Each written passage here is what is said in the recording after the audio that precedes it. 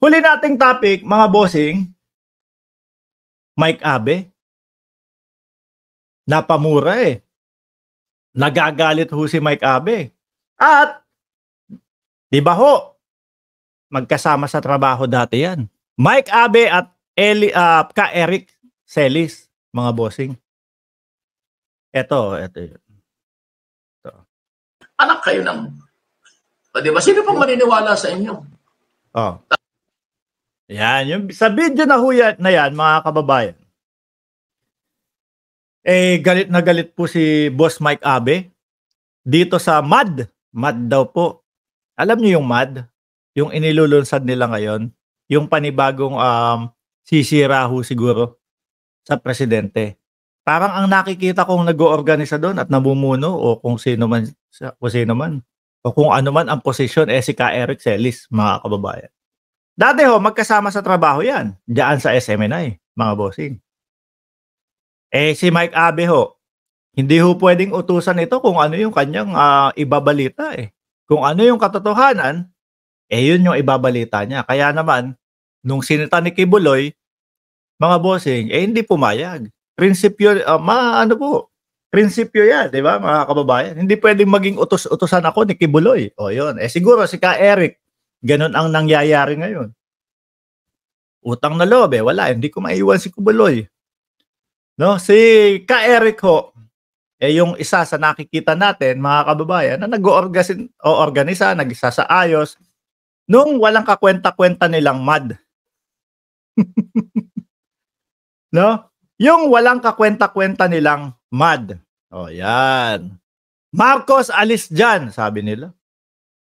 Sabi ho ni Boss Mike Abe, paano, ano kayo, nahihilo? Saan ba niya sinabi yan? Dito yan? Tapos ngayon, naglunsad yung kayo ng mga counterpart dito sa Manila. MAD. Marcos, alis dyan. Ano kayo, hilo? Di ba? Ano kayo, hilo? Sabihin ng MAD. Ano ibig sabihin ng MAD? Di ba? Mamamayang ayaw sa Duterte, yun daw po ang ibig sabihin ng MAD, mga bossing. Pero po mukhang malakas yung pwersa ng MAD, mga kababayan. Napanood ko ho yung video 30 po sila doon. At sabi nung isang mama na nandoon, parang may balbaso yata yun. Sabi, dadalhin ba natin to sa EDSA? Dadalhin daw ho, mga kababayan. Para daw po kapag ka doon sa EDSA, sila ay pinaalis, mga boss, chief amo, sir, milyon daw po sila. Ano kayo, hilo? Ano kayo, hilo? Saan kayo kukuha? Yung mautog ninyo nga hindi maka 10,000, 6,000 lang. Kinukumpara po nila, mga kababayan. Yun yung resign nyo nga. 800 lang ang pumunta, hindi umabot ng 1,000. Mga bossing, kumpara mo naman po, no? Doon sa resign, ang simpleng Mami Peng lang ho ang nag-ano nun. Kumbaga, nanguna doon, ang nananawagan, tapos medyo may konting tulong ng mga vloggers, kagaya po namin, na i-announce po namin dito minsan. Doon sa mautog nila, dating presidente, ang sumisigaw, hali kayo, pumunta kayo dito sa mautog. Tapos ang ending 6,000. Malayo yung comparison. Ano ho? Malayo. Paano ho ganito? Sige, mag-imbita ulit si dating mukhang malabo Shoutout nga ho natin, mga kababayan, yung kapatid natin si J. Byron Music. Paramdam po natin sa kanya yung pagmamahal. Bigyan po natin ng 1,000 subscriber dahil po mga boss, chief amo, sir, napakagaling pong vlogger at napakagaling pong komentarista, mga kababayan.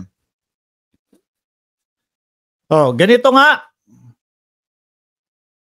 Ulitin natin, mga bossing. No? Si Duterte, pasigawin mo ulit ng mautog.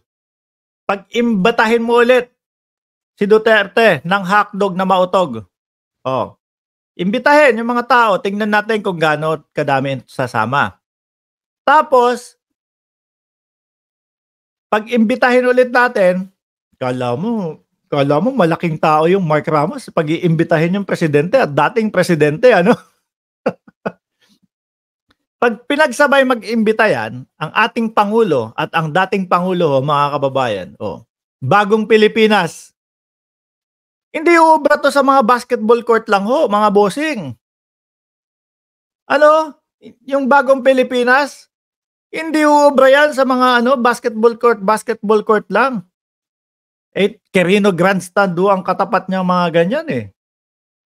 Yung sa kanila ho, mga bossing, ayan, pwede na sila sa mga basketball court. Huwag niyo nang sabihin na half court lang. Full court niyo na. Kasya po sila doon. Iya Lazo, shout out sa iyo. Ma'am Lynn Hirakawa, shout out sa iyo na pang 660 likes. Ayan. PBBM Vloggers, rally successfully done. Peaceful and correctly. Salute them. Salamat sa panawagan, guys. Lorelai DSNR. Shiro Kanzaki, nandiyan ka pala, sorry. So ngayon, mga kababayan, binabanata na ho ni Mike Abe. Yung mad ni Ka Eric. Sabi, dapat SAD yan, hindi mad, sad. Sara Alice Jan. Yan, mga kababayan. Kasi talaga naman ho, tama naman ho ang sinasabi nitong tao na ito. Paano mo papaalisin yung may mandato? Paano mo paalisin yung walang ginagawang kasalanan? Di ho ba?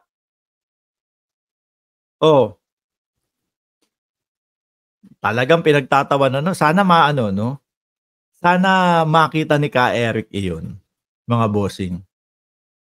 Sana makita ni Ka Eric na pinagtatawanan siya nitong si Mike Abe. Dati kong kasamahan yun, pinagtatawanan na ako. 30 ho sila doon.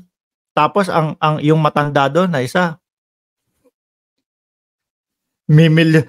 Sa EDSA tayo. Para pagka tayo ay pinaalis, milyon-milyon tayo. Pinagkakakana mo milyon-milyon. Masagasaan pa kayo doon. Diba? Eddie Rodriguez, shout out sa'yo. The Philippines is a homogeneous country at the same way as Japan and Korea. Filipinos are by blood, not by birth, citizenship, or even language. Sabi ni Yu Gu. Paano ba yan basahin? Shipei? Bet Modesto, shout out sa iyo. Malayo kayo sa katalinuhan ni Ka Eric. Kaya pala nag-NPA. Ako po, ni sa tanang buhay ko, hindi ko maiisip na sumama ako sa ganun eh. Matalino yun. Kaya pala nandun, Kaya pala sa parte ng kanyang buhay, nakianib siya doon. Ako, siguro kahit bata pa ako, hindi ko maiisip umanib sa mga ganun eh. Yun po ang katalinuhan sa inyo, mga DDS. Merong mga pagkakataon siguro na nabobo. Di ba? Sa kanyang mga desisyon sa buhay. Katalinuhan po yun, yung pag-anib doon. Mga bossing, kayo na po ang mag-comment dyan, mga kababayan. At ako, kailangan ko naman pong patakbuhin naman yung aking negosyo. 1,485 viewers.